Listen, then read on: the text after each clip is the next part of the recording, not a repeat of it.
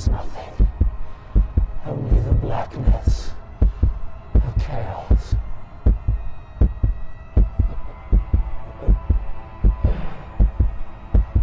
The joyful destruction of the heart of the universe. Everything that you ever thought significant, every love you've had, every moment of joy will be gone quicker than you can blink. Take those you love and hold them, because soon they will come and they will take them from you, and you will have nothing to look forward to but death.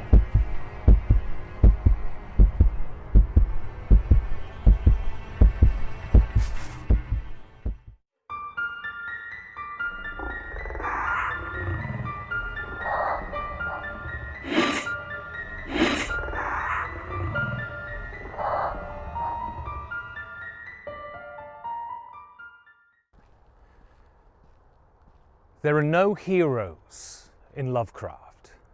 There is no victory, only the temporary suppressing of what is inevitable. There is no godly, ineffable plan, because God is the chaos at the heart of the universe. There can be no heroes in Lovecraft, because to be a hero, you have to wield power, and none of us hold any when faced with the cosmos. There is no evil either. There is that which repulses us. There is that which seeks to control us or consume us. But these things aren't evil, because evil requires morality, and there is no morality in Lovecraft. This is true nihilism, a universe in which there isn't even the possibility of good. Time is the only true power in Lovecraft, as it destroys everything eventually. Our greatest achievements are flickers in the enormity of time's span. Soon the pyramids will wear away into the sand from which they were built. As Iku once said, like a vanishing dew, a passing apparition, or the sudden flash of lightning already gone. Thus should one regard oneself. There are those who, with some justification, claim that Lovecraft's works hold some eugenic manifesto, but its real intention is to shock us to our core with true horror, and there can be nothing more horrific than the reality that we truly don't matter, and everything will, within the blink of an eye, be subsumed into chaos. There are no heroes in Lovecraft. The Arkham Horror LCG is a refutation of this central Lovecraftian idea. It is an attempt to rip the creatures of the mythos away from messy ambiguity and pitch them into one side of a binary morality.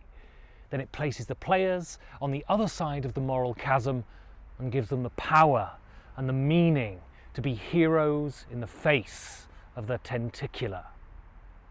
There are no heroes in Lovecraft, but there are heroes in the Arkham Horror LCG. This central reinterpretation of the source material is what makes this game brilliant. Like so many before, the designers of this game have taken the trappings of the Lovecraftian and moulded it to their own needs. It has turned the Lovecraftian protagonist, howling at the void, paralysed by the sheer futility of it, into characters with agency that can change the world that they find themselves thrust into. They have swapped out despair for hope, and it really works. Also, they haven't forgotten that this is a game, and they use the humble card in a variety of ways. They can be weapons or tomes of perverted lore. They can be companions or pieces of scenery. They focus all of their efforts in one goal. That is to tell a cracking yarn, and, unlike most board games, this is achieved by combining conventional storytelling and ludological narrative to produce something that is a great game, as well as a great story. Writing in board games is almost always horrific. That is very easy to say, but it misses the point. Board games are an art form that create their theme and their stories from mechanisms. The tales in games emerge from players' interactions with systems. That great Palatinate you founded, those great paintings you sold, that dungeon you smashed. These are stories that bloom from the decisions you make. When other forms of media creep in, like endless reams of flavour text, it contaminates both art forms. It almost always ends up being ignored anyway, because we want to get to the good bit, the stuff we can manipulate, and that is the mechanisms. Good or bad, if the text doesn't bog the game down, it becomes insignificant. Not so with Arkham Horror. Firstly, the writing is good. Not first-rate, but good. They cleverly veer away from trying to reproduce the idiosyncratic prose of Lovecraft, which is the right decision. The stories are clear and engaging and can provide moments of solace that Lovecraft wouldn't think of giving you.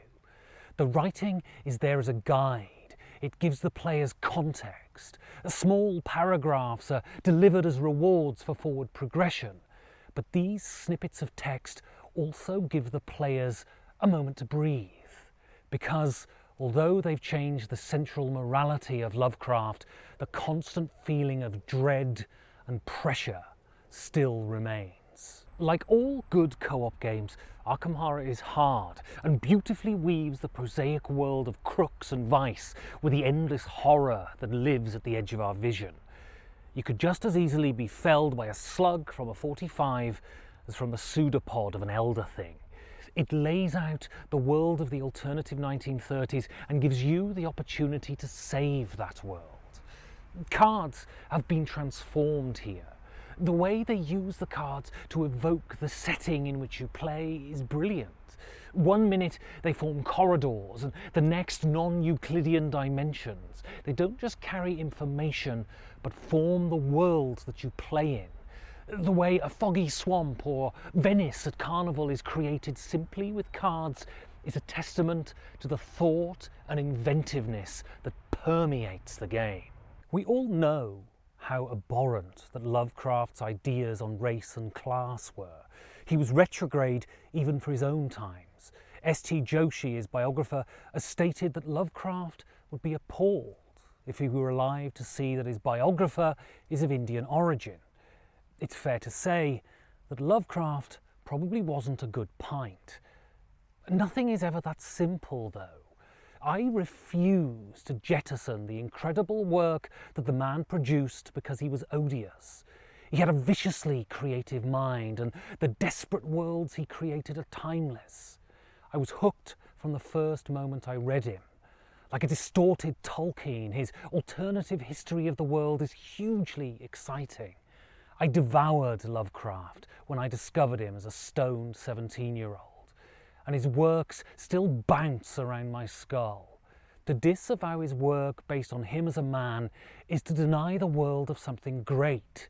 It doesn't punish him. He's long dead. We punish no one but ourselves. What people fail to realise, though, when talking about games like Arkham Horror, is that it isn't really Lovecraft at all. Lovecraft was hugely generous creatively and would actively encourage others to take his ideas and make them their own. Robert Bloch, Clark Ashton Smith and August Derleth all took the foundations of the Cthulhu mythos and built their own temples on them. This is what Fantasy Flight has done with this game. They've built their own altar on these foundations. They have changed Lovecraft's world into a world where anyone, whatever their background, be it financial, racial or religious, can be strong, can be heroic, can succeed. By playing Arkham Horror, you are no more endorsing Lovecraft's view of the world than you're endorsing the Raj by playing cricket in Mumbai. Human beings are incredibly adaptable and can take things and mould them until they become ours. And Fantasy Flight has taken these myths and moulded them into a story for today. There is so much to admire here, and the way chance is dealt with is brilliant. It must be something to do with probability and mathematics, areas that are completely opaque to me.